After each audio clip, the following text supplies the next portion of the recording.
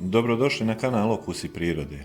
U današnjem videu pogledajte na koji se to način možemo riješiti lisnih uši i mrava s voća bez upotrebe pesticida. Pokazat ću vam dva pripravka koja možete napraviti za 2 minute, a reći ću nešto i oko vrđavosti lista breskve i nektarine. Ako niste dosad, pretplatite se na kanal Okusi prirode. Ono što će nam trebati za prvi pripravak je voda i ocat ili sirće, bilo jabukovo ili alkoholno. Recept je jako jednostavan.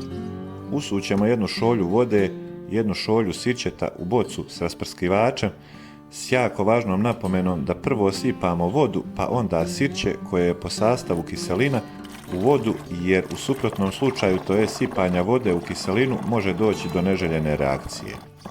Dodat ću još da sadržaj vode i sirćeta može ići u promjeru i 2:1 ili čak i 3:1 u korist vode, odnosno na 400 ml vode može ići 200 ml sirćeta ako je u pitanju manja količina insekata ili ako je neka osjetljiva biljka u pitanju. Mravi su prvi vjesnik pojave lisnih uši. Tamo gdje se oni pojave, jako brzo možemo očekivati i pojavu uši. Ovim prirodnim insekticidom ćemo poprskati stablo, voćke i listove gdje se nalaze uši.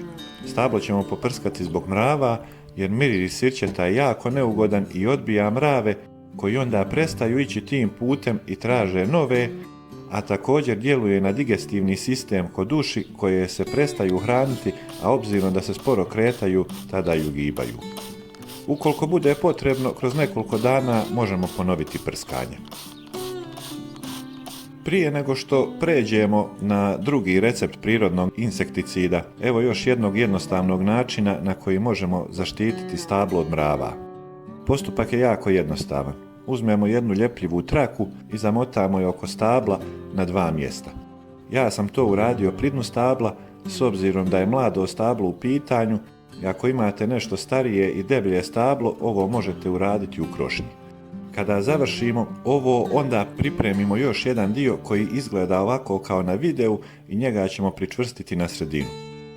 Ovaj jednostavan trik funkcioniše na način da se mravi teško kreću po glatkoj podlozi, a ovaj srednji dio im još dodatno otežava kretanje.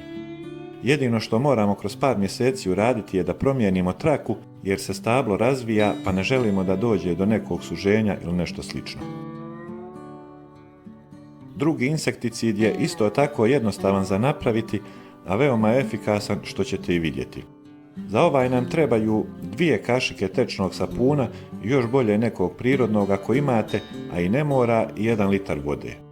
Kada pomiješamo ova 2 sastojka, dobit ćemo prirodan insekticid bez nekog neugodnog mirisa, jako efikasan i potpuno bezbjedan za korištenje. Sapun ima antibakterijsko i insekticidno svojstvo, a djeluje na tanki omotač insekata, sprječava im kretanje i disanje i oni ugibaju. Prskanje bi trebalo vršiti u jutarnjim ili popodnevnim satima, ravnomjerno poprskati površine gdje se nalaze insekti. Ne treba pretjerivati s upotrebom ovoga sredstva, ali tretman možemo ponoviti kroz nekoliko dana, zavisno od potrebe i količine uši, odnosno mrava koji se nalaze na biljkama. Evo, na videu možete vidjeti konkretan primjer kako skoro pa trenutno djeluje na mrave. Stvara se mali balončić i otežava im kretanje. Što se tiče pripreme, jako jednostavan, što se tiče cijene, jako jeftino, a upotreba je vrlo efikasna. Još ćemo nešto reći oko vrđavosti lista breskve i nektarine. Ovo je najčešća bolest ove 2 sorte voća koja se javlja kada se poklopi toplo vrijeme s većom količinom padavina. Kritično vrijeme je od početka bubrenja pupova. Ono što možemo uraditi je jedino preventiva, odnosno prskanje sredstvima na bazi bakra u zimskom periodu, međutim ukoliko se krajem zime ili početkom proljeća desi kišni period uz temperature od 15 do 20 stepeni, onda moramo ponoviti prskanje određenim fungicidima kada pupovi nabubre, ali prije cvatnje.